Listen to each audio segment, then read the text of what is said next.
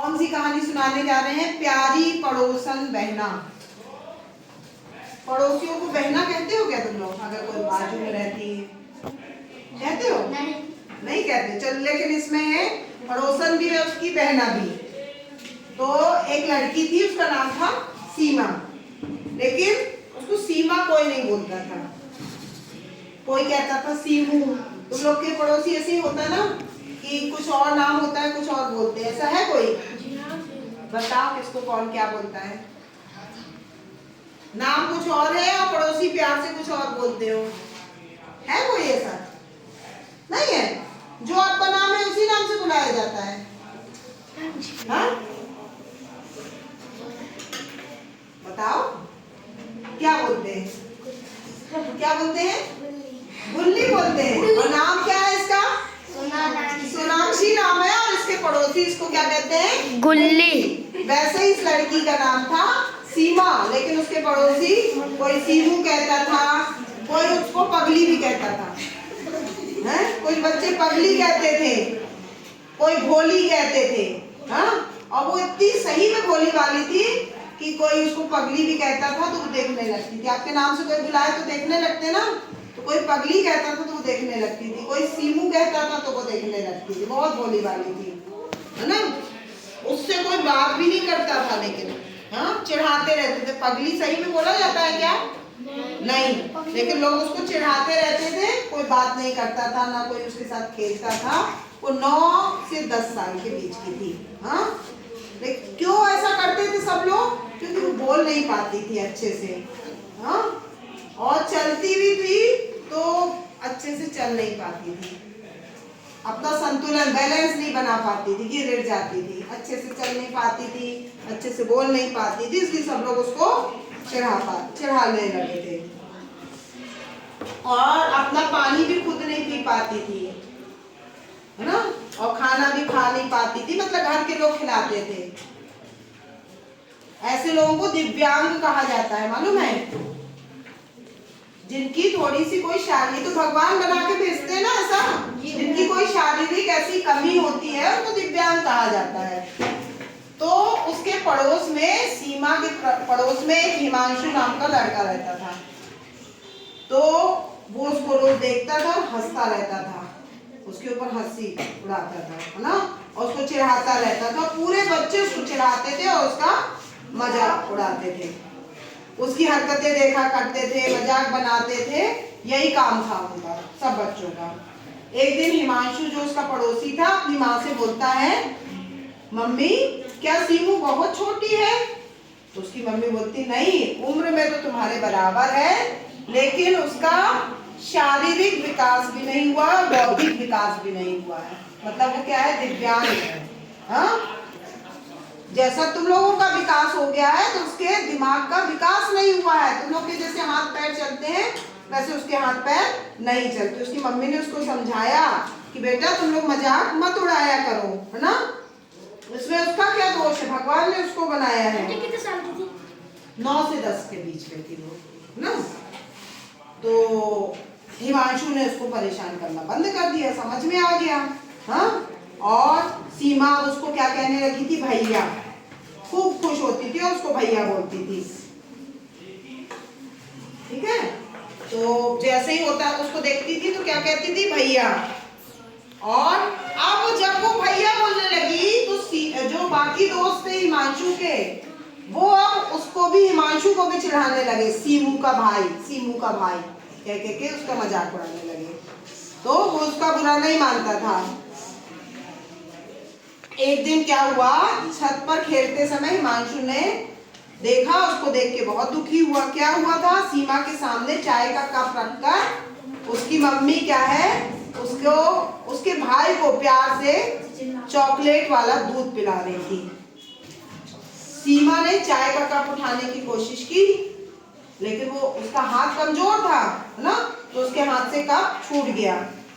और कप छूट गया तो क्या हुआ होगा? क्या गिरा होगा?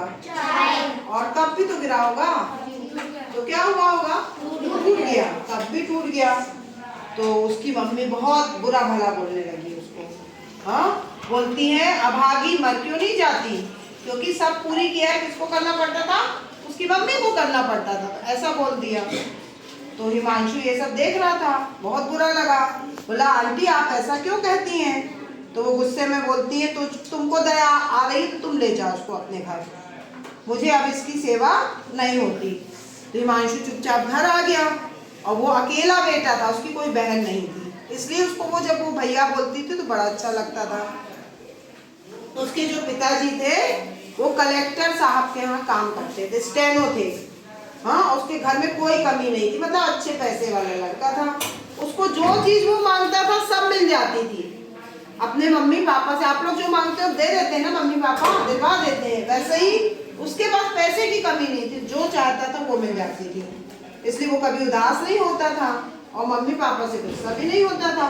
तुम लोग हो जाते हो ना गुस्सा, जैसे मम्मी पापा बोलते हैं हमको, से बोलते हो कि ये दिला दो, और तुम्हारी चीज पूरी नहीं होती तो गुस्सा हो जाते हो ना। जी, एक साल से साइकिल चला रही, लेकिन 1 साल से साइकिल मांग रहे हो, नहीं मिली तो गुस्सा हो जाते हैं अपन। लेकिन उसके मम्मी पापा तो, आपके मम्मी पापा के पास जब पैसे इकट्ठे हो जाएंगे तो दे देंगे। इसके पापा के पास पैसे की कमी नहीं थी, है ना, तो सब चीज दिला देते थे।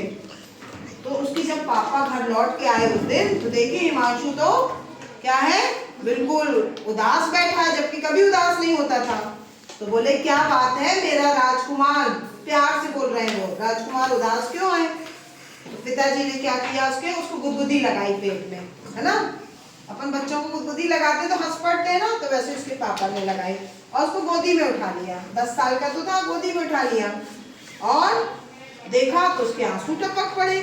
तो वो आश्चर्य से बोले बताओ क्या चाहिए तुमको, क्योंकि वो जो कहता था सब पापा उसको दिला देते थे। क्या तुमको मम्मी ने डांटा? कभी कभी मम्मी भी डांट देती है तो भी आंसू निकल आते हैं, निकलते हैं ना। तो बोले क्या तुमको मम्मी ने डांटा? बोले नहीं, मम्मी ने नहीं डांटा और ना ही मुझको कुछ चाहिए। बोलते क्या बात है बताओ। तो हिमांशु बोलता है वो गुप्ता अंकल की जो पड़ोस की बेटी सीमा है, क्या उसका इलाज नहीं हो सकता? तो पिताजी ने प्यार से बोला अच्छा ये बात है, तुम इसलिए उदास हो?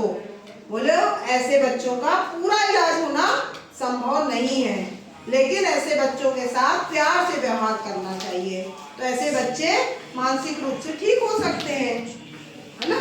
तो उन्होंने उसको समझाया, तो उन्होंने एक सलाह दी, ऐसा करते हैं उसका किसी स्कूल में एडमिशन करा देते हैं, और उन्होंने जाके उसका एक स्कूल में एडमिशन करा दिया। और सब वहां पर स्कूल में क्या होता था, उसके हाथ पैर चलवाए जाते थे, जिससे अच्छे से चलने लगे। तो वो अब धीरे धीरे चलने लगी बिना सहारे के। एक दिन क्या हुआ, सब बच्चे छत पर खेल रहे थे, खूब सारे बच्चे, और वहां पे सीमा भी थी, और सब लोग क्या कर रहे थे, सीमा को चिढ़ाने का। कोई बोल रहा था सीमा, कोई बोल रहा था सीमू, कोई बोल रहा था पगली, सब उसको चढ़ाकर हंस रहे थे, और लेकिन वो खेल रही थी सबसे। अचानक क्या हुआ कि हिमांशु अपने दोस्तों को के साथ खेल रहा था, तो सीढ़ी के पास पहुंच गया और दोस्त की ओर मुंह करके उल्टा होकर चलने की कोशिश कर रहा था,